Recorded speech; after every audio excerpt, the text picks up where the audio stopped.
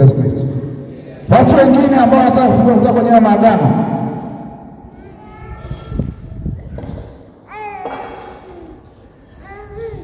wale walionyoshwa makombe, wale walionyoshwa nini?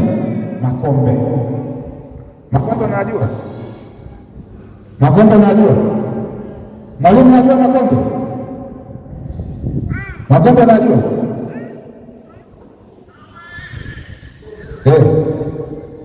Wanaita si kombe lile, wanalijua?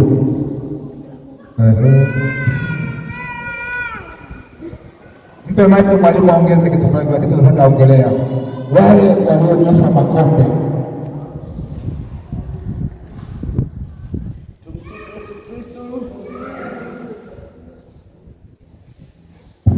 Tumsifu Yesu Kristo.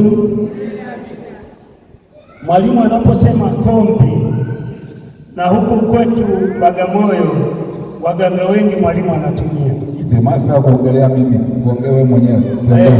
Kwa hiyo kombe inachukuliwa karatasi plain ambayo haina mistari. Mganga anachukua hiyo karatasi, alafu anachukua makapeni nyekundu. Ngapi tunajua makapeni nyekundu? Anaandika maandishi ya Kiarabu kwa lugha ya nini? Ya Kiarabu.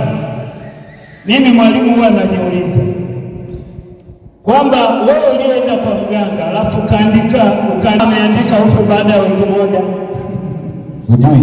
ujui kama ameandika ufe baada ya mwaka, ujui. Inachukuliwa ile karatasi plain, inatumbukizwa kwenye chupa, inatumbukizwa kwenye chupa nyeupe kabisa, hata hii karatasi haiwepo, yaani chupa nyeupe. Alafu yale maji yanageuka kuwa rangi nyekundu, lakini yamiminiwa majini. Kuna mwalimu mmoja alishawahi kufundisha, alisema ukinywa yale maji ni majini zaidi ya 6,000 yameingia. Sijui yanakaa wapi. Tumsifu Yesu Kristo. Asante mwalimu. Kwa hiyo umeelewa haya makombe? Maana yake akichanganya kwenye hiyo chupa, unapewa kama dosi, unaenda nayo nyumbani, unakuwa unakunywa taratibu. Kunywa mara ngapi? Haya, waliokwenda wanajua. Anasema kunywa mara 3, anakunywa. Kwa hiyo kila unapokunywa unaingia agano na hayo majini ambayo unafanya